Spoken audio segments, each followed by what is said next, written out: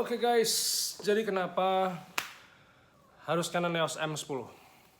Hari ini saya akan coba share lagi kepada teman-teman semua. Kalau reviewnya sih masalahnya udah pernah saya share di beberapa vlog sebelumnya. Cuman saat ini adalah kenapa harus Canon EOS M10 dari sudut pandang bisnisnya. Stay tune.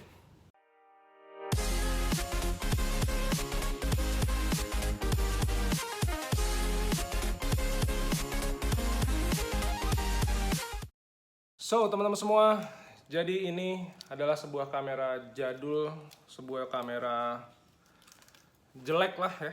Kalau buat sebagian orang yang terlalu mementingkan sebuah gears, spesifikasi tertentu, mungkin ini dibuang gitu ya. Jadi salam kenal, nama saya Bima Aditya. Jadi teman-teman buat yang baru pertama kali masuk ke channel YouTube ini, saya adalah seorang fotografer. 14 tahun di dunia wedding fotografi, tapi 4 tahun 5 tahun terakhir ini saya mulai masuk ke dunia microstock dan banyak sharing kepada teman-teman semua tentang dunia microstock, khususnya menggunakan platform Shutterstock. Nah, kemarin itu kan saya sempat cek beberapa pencarian yang ada di YouTube saya itu jadi beberapa orang, beberapa teman-teman itu masih mempertimbangkan kamera apa sih yang sebaiknya harus dimiliki. Walaupun teman-teman sudah punya misalnya smartphone yang bagus, misalnya iPhone 11 Pro, iPhone 10, ataupun mungkin Vivo ya, Vivo A berapa waktu itu saya pernah coba, itu harganya 4 sampai 4,5 juta. Bahkan beberapa fitur-fiturnya bahkan mungkin lebih canggih daripada iPhone. Tapi saya pernah share tentang bagaimana tips mencari kamera lensa pertama kali. Intinya sih gini, singkat cerita bahwa kamera ini tuh kalau teman-teman mau di dunia microstock, baru mau mencoba, mau earning beberapa ratus dolar sekali payout atau mungkin beberapa puluh dolar setiap bulan gitu ya, ini cukup banget ya. Cuman yang akan saya titik beratkan di sini adalah sebuah pembahasan kenapa kamera ini sudah cukup untuk teman-teman berkarya. Jadi dari sisi bisnisnya, ini izinkan saya sharing. Saya tahu teman-teman punya uang, teman-teman bisa membeli kamera yang jauh lebih mahal daripada ini. Teman-teman juga mungkin lebih paham daripada saya tentang bagaimana cara mengelola investasi, tapi izinkan saya sharing tentang kenapa saya harus memilih kamera seharga yang body only-nya doang. Ini adalah 2 juta rupiah. Kalau teman-teman cek di link description di bawah, saya kan banyak mereferensikan beberapa peralatan-peralatan saya yang saya pakai secara pribadi. Jadi saya itu adalah Shopee affiliate, kemudian saya menyarankan teman-teman untuk membeli di situ, sehingga saya dapat persentase komisi kecil. Kalau teman-teman suka, silahkan membeli, enggak juga nggak apa-apa. Tapi kalau teman-teman membeli lewat link tersebut, saya ucapkan terima kasih karena teman-teman mensupport saya hanya dengan sekedar teman-teman membeli tanpa teman-teman harus membayar lebih ya. Nah, sebenarnya Canon EOS M10 ini adalah kamera mungkin kelahiran 2014. Jadi sebenarnya kamera yang sudah benar-benar busuk lah, jelek, jadul, speknya mungkin bisa dibilang menjijikkan gitu ya.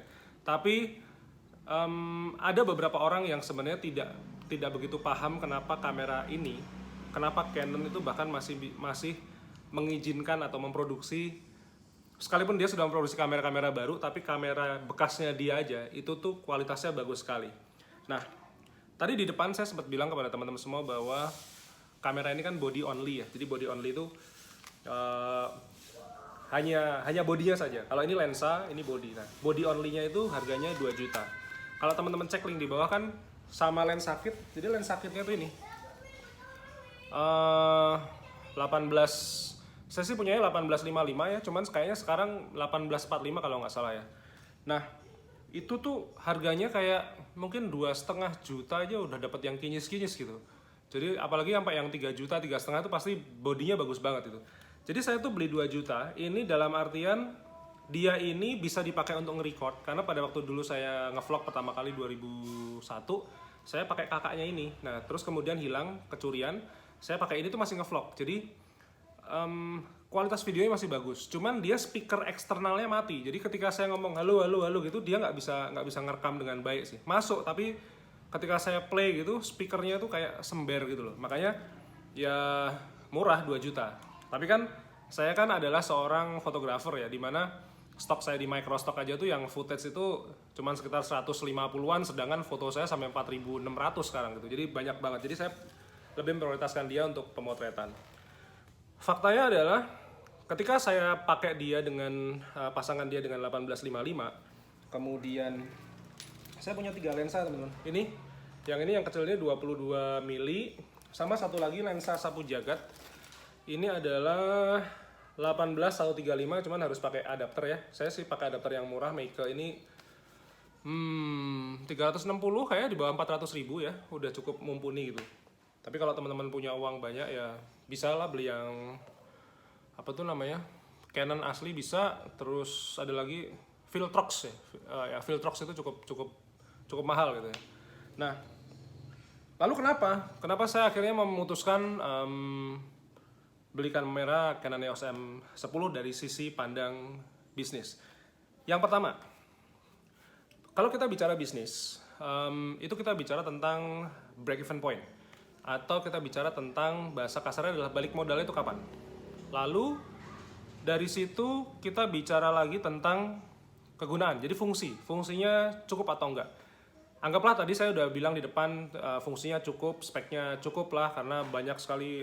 Kemarin saya mengerjakan foto punya klien saya, pakai kamera itu kayak hampir 90% approve semua. Jadi kombinasi antara kamera yang 2 jutaan ini dengan lensa yang bagus itu semuanya membuat saya bisa berkarya yang sekali shoot approve gitu. Jadi foto-foto di titik nol malam hari noise itu bagus sekali, bahkan noise-nya hampir kayak nggak ada, hanya dengan ISO 100. Kamera jadul ya, cuman noise-nya hampir kayak hilang. Everything's perfect guys. Nah, kita kembali lagi ke tentang yang namanya break even point. Ini adalah satu kata yang saya lupakan pada waktu saya masih mengerjakan wedding fotografi di awal-awal plus dapat modal dari mama saya. Salahnya adalah saya tidak memperhatikan satu, penurunan nilai ekonomis barang. Yang kedua adalah break even point-nya. Jadi balik modalnya saya nggak kepikir. Nah, sekarang saya berpikir begini. Saya kan dapat uang dari menjualkan foto-foto secara online, kayak foto daun, foto Esplanade, foto museum kereta api Ambarawa, dan lain sebagainya. Kemarin laku juga foto ini, es krim di Singapura, Uncle Es Krim. Jadi intinya adalah saya tuh mencari uang dengan sistem recehan. 10 sen, 3 dolar, 1 dolar, 50 sen, 42 sen, macam-macam. Anggaplah saya dapat uang 36 dolar, jadi saya anggaplah thresholdnya Shutterstock itu kan 35 dolar ya. Nah, saya anggap aja saya tambahin $1 lah. Saya payout itu 36 dolar. Kemarin sih saya kumpulin bisa sampai sekitar 50-an dolar di PayPal, saya withdraw. Nah, ketika saya 36 dolar sebulan, itu kan artinya ya anggaplah mungkin 400 dolar setahun. Saya akan menurunkan lagi, di mana sehingga 1 tahun itu saya cuma dapat 100 dolar. Jadi sederhana. Saya yang tadinya, atau teman-teman yang tadinya suka memotret dan hanya diposting di Instagram, teman-teman dapat like. Sekarang teman-teman memposting fotonya di Shutterstock, kemudian ditulisin deskripsi kata kunci yang bagus, sehingga teman-teman mendapatkan 100 dolar setahun. Artinya adalah 1,5 juta lah setahun. Artinya dari yang tadinya 0, teman-teman menjadi 1,5 juta setahun, itu huge money. Dengan skala yang sangat kecil. Lalu, kalau saya berpikir, karena kalau dari sudut pandang usaha ya, saya tuh kepengen ya, bisnis saya itu 3 tahun itu balik modal. Jadi, sederhana aja, nggak usah yang terlalu muluk-muluk, 6 bulan balik modal, ya anggaplah itulah orang-orang pandai. Kemudian, anggap saja saya itu tidak sepandai itu, bodoh lah gitu. Sehingga, ketika saya memotret, itu ternyata saya dapatnya cuma 100 dolar setahun. Jadi 1,5 juta setahun. Nah, saya kepengen dalam 3 tahun itu balik modal. Maka ketika saya membeli kamera zaman dulu ini senilai 2 juta, kemudian 3 tahun 100 dolar, 100 dolar, 100 dolar berarti 300 dolar. Kemudian saya dapat uang anggaplah 300 dolar itu anggaplah 4,5 juta. Maka ini sudah break even point. Nah, saya karena sudah 14 tahun memotret, saya nggak pernah kerja kantoran. Saya murni 100% bisnisnya ya fotografi ini. Ya ada pengembangan filal, tapi kan core bisnisnya adalah fotografi. Nah, ketika saya modal 2 juta, ini kita bicara bodinya aja ya, saya nggak bicara lensanya dulu ya. bodinya aja ini 2 juta, saya 3 tahun balik modal. Brilliant guys. Karena usaha itu, yang penting adalah satu break even point dulu. Karena setelah break even point atau balik modal, kita bisa untung.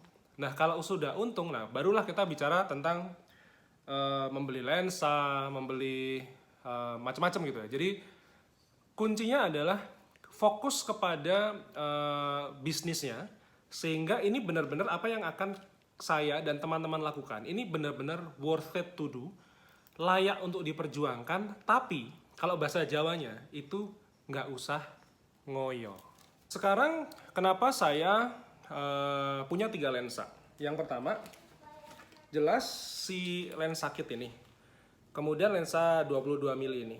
Ini karena dulu ketika saya membeli 2014 kamera yang pertama, itu paketannya adalah 2 ini. Jadi kalau nggak salah waktu itu dapat 2 lensa sama 1 flash tuh harganya 6 juta. Cuman kalau cuman ini doang atau ini doang harganya sekitar 5 juta. Saya pikir udahlah sekalian, saya pikir ini investasi yang sangat bagus untuk jangka panjang. Dan ternyata dari 2014 sampai sekarang 2023 berarti sampai 2020 aja udah 6 tahun, 9 tahun. 9 tahun lensa ini masih menghasilkan uang untuk saya. 9 tahun. Jadi anggaplah sudah di atas 5 tahun lah. Maka kalau saya beli ini, bodinya ini 2 juta sangat masuk akal. Dan kemudian lensa ini 3,5 juta pada waktu itu. Sekarang harganya cuma 1,8 loh. Teman-teman bisa cek di bawah, harganya cuma sekitar 1,8. 2,5 tuh udah kinis-kinis. Nggak usah yang sampai kayak saya 2022 saya belikan 3,5 juta ya. Nggak usah yang sampai sekinis-kinis ini. Ini cuma bodinya aja bagus. Tapi biasanya yang 1,8 juta itu juga dalemannya juga bagus, cuman kayak luarnya kayak kena bopeng-bopeng, nggak penting lah yang kayak gitu-gituan. Namanya kayak kita beli mobil, lecet pemakaian itu tuh sebenarnya sangat wajar. Di video beberapa bulan lalu kalau nggak salah, sebelum Ramadan, saya sempat bilang bagaimana sih parameternya apa ketika kita mau beli gears, fotografi gears. Ini saya juga mohon maaf, pasti teman-teman, intinya saya tahu teman-teman punya uang ya. Cuma kan selalu saya tekankan, satu, sesuai budget. Jadi budgetnya itu berapa yang mau di-spend, lalu kebutuhannya untuk apa. Nah, kalau kemarin ada yang tanya, Mas, kalau motret wedding itu pakai apa sih Mas? Motret wedding itu standar saya adalah kalau di mirrorless ya, mungkin sekarang udah kayak Canon EOS RP, Canon EOS R. Jadi kalau dulu saya pakai Canon 5D Mark II, 5D Mark III, 5D Mark IV, kurang lebih range-nya seperti itu. Dan lensa yang saya pakai adalah lensa-lensa L series. Jadi L series itu kalau Canon ringnya warnanya merah, itu lensa-lensa premium yang tele saya aja tuh yang 70-200 itu harganya dulu saya beli sekitar 12 juta, kalau sekarang mungkin udah sekitar kayak 22-an juta. Jadi yang udah pakai image stabilizer. Jadi sekali saya tenteng barang, itu tuh nilai tas saya tuh mungkin sekitar 60-70-an juta.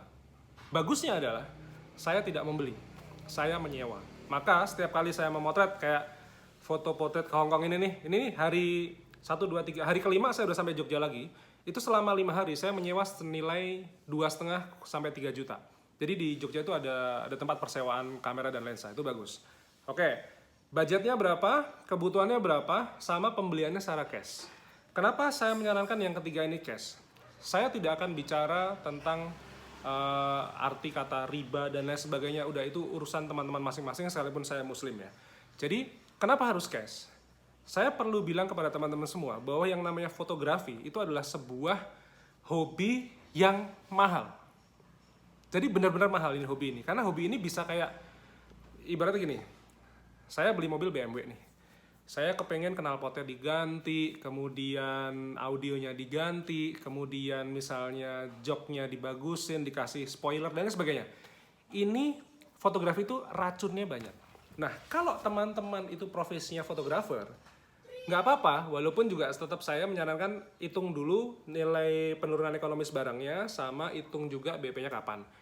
Nah, kalau teman-teman yang bukan fotografer, teman-teman yang cuman kepengen sekedar jualan foto di Shutterstock, teman-teman kepengen mulai earning 10 sen, 20 sen, mungkin $10 sebulan, $20 sebulan. Jadi teman-teman hobi memotret di sela-sela waktu teman-teman kerja, Sabtu Minggu teman-teman hunting ke pantai, ke gunung dan lain sebagainya, teman-teman kepengen dapat duit. Nah itu sesuaikan dengan kebutuhan. Tapi jangan sampai pembelian gadget-gadget ini itu mengganggu stabilitas perekonomian teman-teman, khususnya yang sudah punya istri dan punya anak-anak. Mereka adalah prioritas utama dari penghasilan teman-teman semua. Maka belilah secara cash. Biar apa? Begitu dibeli, nggak ada cicilan. Karena cicilan itu, ya kalau misalnya kondisi keuangannya bagus ya. Kalau saya dulu 2013 pernah drop, sedangkan yang perlu diperhatikan bahwa bisnis atau kerja itu kan pemasukannya naik turun. Kalau teman-teman karyawan ya pasti fix ya. Tapi kalau tiba-tiba ada pemecatan, ada PHK, itu kan tiba-tiba drop. Nah kalau teman-teman yang bisnis kayak saya, itu yang namanya bisnis itu omsetnya naik turun. Sedangkan cicilan itu flat.